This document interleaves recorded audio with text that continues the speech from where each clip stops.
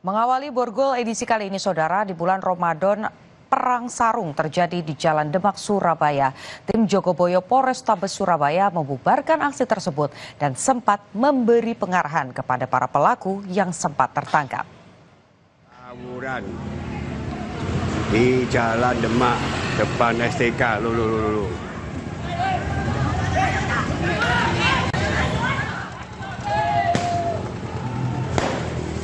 Para pelaku perang sarung yang kebanyakan remaja terlihat membawa senjata dan juga petasan. Tawuran ini sempat terjadi dari tengah malam hingga menjelang sahur. Menurut Kasih Humas Polrestabes Surabaya, AKP Rina Santi, para pelaku yang sempat ditangkap diberi pembinaan agar tidak mengulangi perbuatannya. Anak-anak salah asuhan, ya kita katakan anak-anak salah asuhan karena mereka keluar di jam yang tidak seharusnya keluar dan mereka melakukan perang sarung. Anak-anak itu sudah kita kembalikan kepada orang tuanya.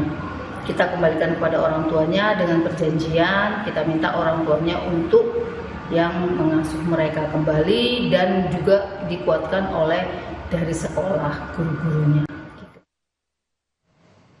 Polres Metro Jakarta Selatan memeriksa food vlogger William Anderson atau yang dikenal dengan Code Blue terkait dugaan penyebaran berita bohong terhadap sebuah toko roti. Pemeriksaan yang berlangsung hari Selasa diakui William terkait kronologi kasus dugaan pemerasan.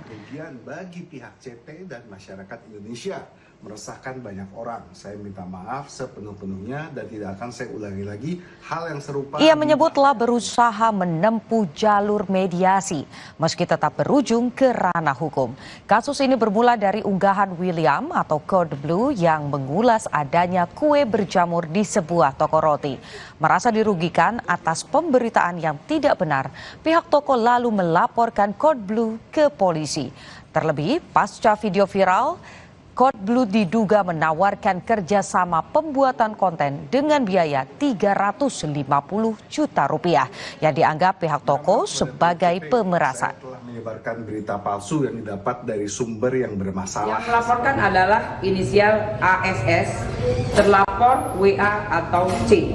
Ya, itu kemudian pasal yang diterapkan adalah pasal 28 ayat 2 Undang-Undang ITE. Menaikkan atau memviralkan salah satu brand yang melaporkan, kemudian itu ternyata bukan brand yang memberikan ke panti asuhan di wilayah Jakarta.